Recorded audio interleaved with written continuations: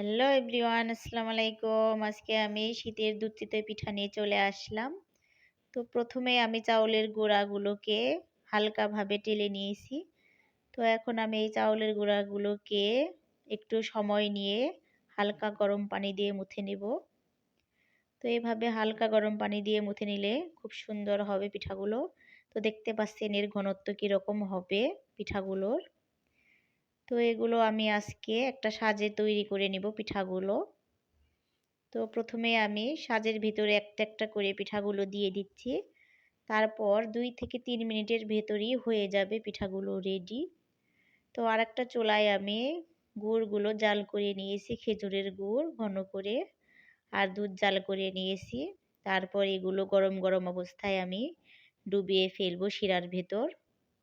তো তারপর 2 থেকে 3 ঘন্টা পরেই এগুলো একদম ভিজে যাবে, রসে ভরপুর হয়ে যাবে। তো পিঠাগুলো খাওয়ার জন্য রেডি হয়ে যাবে। তো 2 থেকে 3 মিনিট পরেই তো আমি তুলে নিলাম ঢাকনাটা। তো দেখতে পাচ্ছেন আমাদের পিঠাগুলো মাশাআল্লাহ অনেকটা সুন্দর হয়েছে। তো এই পিঠাগুলো এখন তুলে নিব। খুব সহজে করা যায়, আপনারা বাসায় ট্রাই করতে পারেন। তো খেতেও মাশাআল্লাহ খুব সুস্বাদু হবে। তো এই তো পিঠাগুলো এভাবে আমি সবগুলো করে নেব।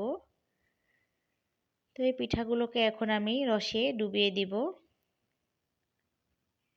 তো আমি গোল করেও কিছু পিঠা করে নিয়েছি।